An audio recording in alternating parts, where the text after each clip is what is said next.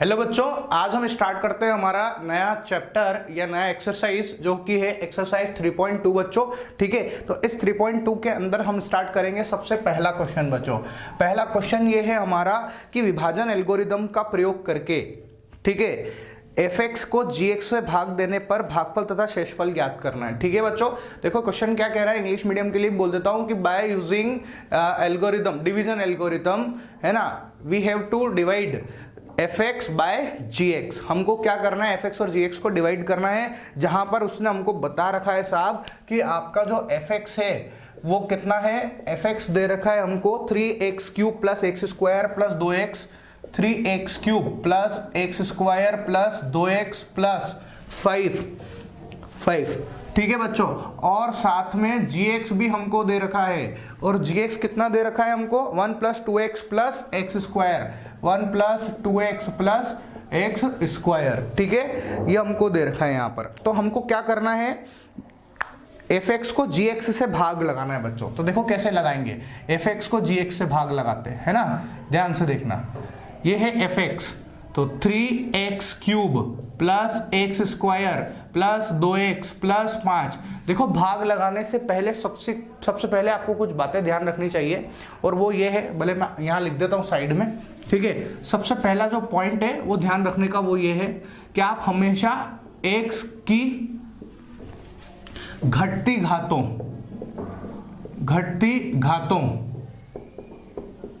के क्रम में लिखो, ठीक है, बहुपद को, ठीक है, बहुपद को x की घटती घातों के क्रम में। मतलब क्या है कि ये जो हमारा पॉलिनोमियल है, इस पॉलिनोमियल की जो पावर है वो आपको डिसेंडिंग पावर में लिखनी है। मतलब सबसे पहले ज्यादा पावर वाली चीज लिखनी है, ज्यादा घात वाली लिखना है, फिर उसके बाद में कम घात वाली, फिर उससे कम, फिर उससे कम, फिर उससे कम। इस तरीके से आपको जमाना है। बस एक बात बहुत इंपॉर्टेंट है, इसको ध्यान रखना। अगर आपने ऐसा नहीं जमाया तो आपसे सवाल गलत हो जाएगा बच्चों। ठीक है, तो आपका सबसे पहला मोटिव यही है कि आप x को घटती हुई घातों के क्रम में लिखें या डिसेंडिंग पावर के रूप में लिखें बच्चों। ठीक है, तो हमने यहाँ पर लिख दिया। देखो सबसे पहले पावर 3 है, फिर 2 है, फिर 1 है, फिर 0, कुछ है ही नहीं यहाँ पे। ठीक है, ऐसा। फिर इसके बाद इधर से देखो, अगर मैं यहाँ पर गलती से ऐसे लिख देता हूं 1 plus 2x plus x square, अगर मैंने ऐसा लिखा तो पता है क्या होगा, तो फिर अपना सवाल गलत हो जाएगा। आप भाग नहीं दे पाओगे उतने आसानी से। थोड़ा दे तो सकते हैं पर मुश्किल हो जाता है हमारे लिए। ठीक है, तो सबसे बेस्ट तरीका यही है कि यहाँ पर घटती हुई घात नहीं, आप देखो यहाँ पर घात एक भी नहीं है, 0 है। यहाँ पर एक घात हो गई है, यहाँ पर x की घात 2 है, पावर दिख रही है, पावर 2 है यहाँ पर। ठीक है, तो ये असेंडिंग ऑर्डर में है, बढ़ती हुई घातों के क्रम में, जो कि गलत है। तो आपको क्या लिखना पड़ेगा, इसको सबसे पहले घटती हुई घातों के क्रम में लिखना पड़ेगा। तो इसके अंदर यहाँ पर सबसे बड़ी घात कौन है, एक्स स्क्वायर प्लस फिर 2x फिर प्लस 1, इस तरीके से लिखेंगे। अब हम लोग भाग लगाना स्टार्ट करेंगे बच्चों। ठीक है, तो यहाँ पर देखो, आप सोच रहे हो कि यहाँ पर x की घात 2 है और मुझे चाहिए x की घात 3। सबसे पहले वाले के हिसाब से ध्यान लगाते हैं हम लोग। भाग आपने नॉर्मली भी लगा रखे, उसी तरीके से करना है। जैसे हम संख्याओं में भाग लगाते हैं ना, नंबर में भाग लगाते हैं, उसी तरीके से सोचना है अपने को। ठीक है, आपको कैसे सोचना है कि भैया यहाँ पर जो है x की घात कितनी है, अधिकतम 3, और इधर सबसे पहले वाले में x की घात कितनी 2, और इसमें सबसे पहले वाले में x की घात कितनी है 3। घातों से सोच रहे, तो इसमें कितनी घात का और गुणा कर दें कि 3 आ जाए। मतलब 2 में मैं 1 का और गुणा कर दूं तो 3 आ जाएगा, है ना। तो मैं इधर x की घात 2 था, तो मैंने यहां पर लिखा x। क्या लिखा बच्चों, x से गुणा करा, क्यों, x की घात 2 ये रहा, और इसको एक x से और गुणा करेंगे तो x की घात 3 हो जाएगा बच्चों। ठीक है, अच्छा, ये हुई एक बात। अब साथ के साथ इस x की घात 3 का गुणांक कितना है बच्चों, वो है 3। कितना है, 3 है बच्चों यहाँ पर। ठीक है, तो हमको इसके कोफिशिएंट को भी इक्वल करना पड़ेगा, कोफिशिएंट वो भी चाहिए हमको। तो हम क्या करेंगे, यहाँ पर 3 से और मल्टीप्लाई कर देंगे। तो अब आप देखो, आपको क्या करना है, हम ऐसे ही तो भाग लगाते हैं कि इस वाले का मल्टीप्लाई करके यहाँ लिखते हैं, ऐसे तो करते हैं हम लोग। ठीक है, जैसे मैं आपको बताऊं कि जैसे मान लो कि ये 6 है और ये 2 है, अब मुझे 6 चाहिए, तो मैं क्या करूंगा, 2 तिया 6। मतलब मैंने क्या किया, 3 का 2 से गुणा करा, 6 आया, और उस 6 को यहां लिख दिया और घटा दिया, और फिर इससे 0 आ जाता है। ऐसे तो करते हैं। बस वही चीज हम लोग कर रहे हैं यहाँ पर, कि हम क्या कर रहे हैं, देखो मैंने इधर x की घात 3 था, ध्यान से समझना बच्चों, मैं बहुत आराम से समझा रहा हूं, ठीक है। x की घात 3 था यहाँ पर, तो मेरे को इधर x की घात 2 है, एक घात कम पड़ रही है तो मैंने इसलिए x लिख दिया। x लिखने का मतलब इसके ऊपर कोई घात नहीं है, इसका मतलब एक घात है बच्चों, ठीक है। जब कोई घात नहीं लिखते उस समय एक घात होती है। भले मैं यहाँ पर x की घात 1 लिखूं तब भी राइट है, और अगर मैं नहीं लिखूंगा तब भी राइट होगा बच्चों, ठीक है। तो x की घात 1, लेकिन अब मैंने देखा कि हाँ चलो घात तो बराबर कर दी, लेकिन इसके आगे का गुणांक कौन है, इसका कोफिशिएंट कौन है, वो है 3। क्या है बच्चों, 3। तो जब मुझे यहाँ पर 3 नजर आया तो मेरे को 3 को बैलेंस करना था, इसलिए मैंने यहाँ पर भी 3 लगा दिया, यहाँ पे 3 से और गुणा कर दिया। अब मैं देखो गुणा करूंगा, इस 3x का गुणा इस x स्क्वायर से करेंगे। तो जब मैं इस 3x का गुणा इस x स्क्वायर से करूंगा बच्चों, तो देखो कैसे होएगा, मैं आपको समझाने के लिए लिख रहा हूं, है ना। 3x का गुणा x स्क्वायर से करो, क्या आएगा 3, तो ऐसा का ऐसा x इंटू एक्स, आधार समान है, बेस इक्वल है, तो पावर आपस में ऐड हो जाएगी। घातें हमेशा जुड़ जाती है अगर आधार समान होता है तो x की घात 1 और 2 कितना हो जाएगा बच्चों, 3 आ जाएगा। समझ में आया। और देखो 3x का गुणा x स्क्वायर से करा तो 3x की घात 3 प्लस, फिर इस 3x का गुणा 2x से कर रहे हैं, देखना जरा, ये 2x इंटू 3x। ध्यान से देखो बच्चों, मैं हर बार इस तरीके से नहीं लिखने वाला हूं, ये पहला सवाल है इसलिए मैं आपको पूरा डिटेल में से एक्सप्लेन कर रहा हूं, वरना ये छोटी छोटी चीजें आपको आनी ही चाहिए।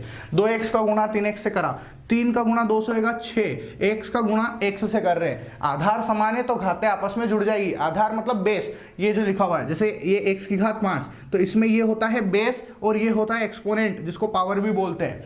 तो ये है आधार और ये है घात, आधार समान होते हैं, जैसे यहाँ पर आधार समान है तो घातें आपस में जुड़ जाएगी। तो घातें कितनी, 1 और 1, तो ये x की घात 2 हो जाएगा बच्चों, ठीक है। ये घातें आपस में जुड़ गई। अब देखो फिर देखना, इस 3x का गुणा अब 1 से होगा, तो 1 का गुणा 3x से कर दो, तो वो तो 3x ही आने वाला है, तो हम लिखने वाले, देखो क्या क्या आया, ये 2x का गुणा 3x से करा तो 6x स्क्वायर प्लस 1 का गुणा 3x से करा तो 3x।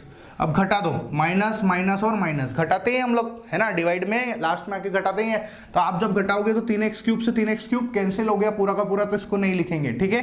अब देखो x स्क्वायर और माइनस का 6x स्क्वायर, यहां पर आप ये बात ध्यान रखना, घटाने में गलतियां मत करना बच्चों। मैंने देखा है कि हमारे 10th बोर्ड के भी बच्चे, इवन 10वीं क्लास के बच्चे जोड़ घटाओ में गलतियां करते हैं।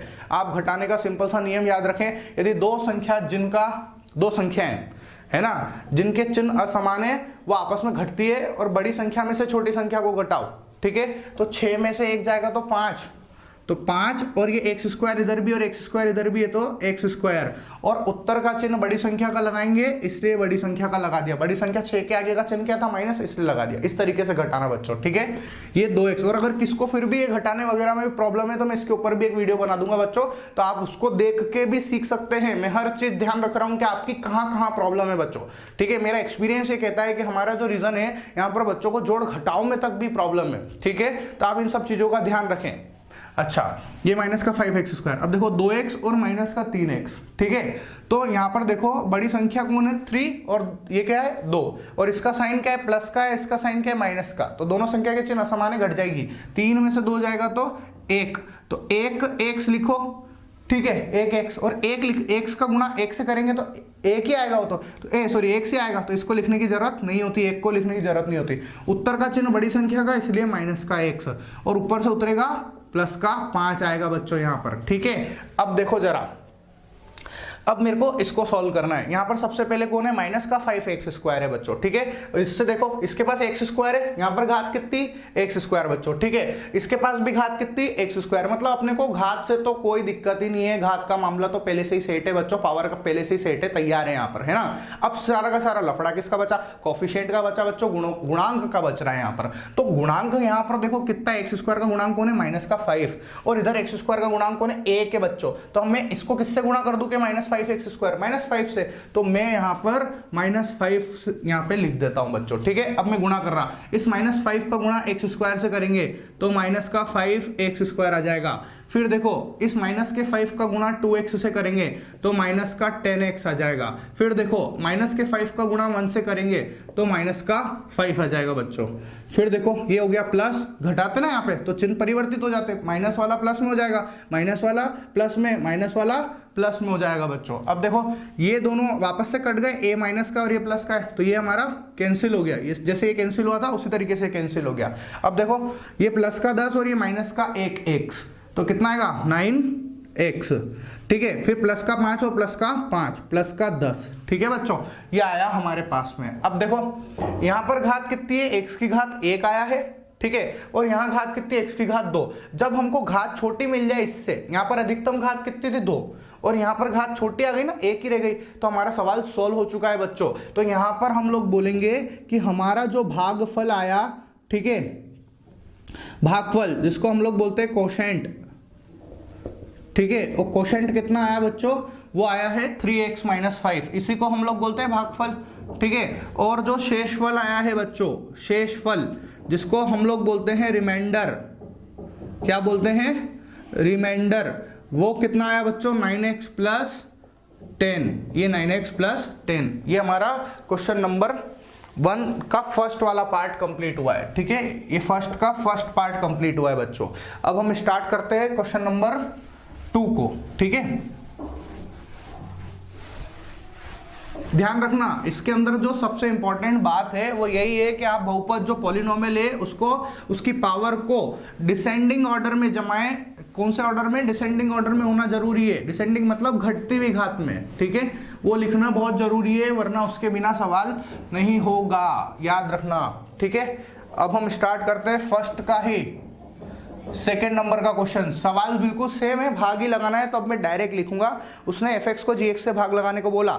fx क्या है हमारे पास, x³ - 3x² + 5x + 3, तो मैंने लिख दिया यहाँ पर x³ - 3x² + 5x - 3, ठीक है, ये 5x है बच्चों, क्या है ये x,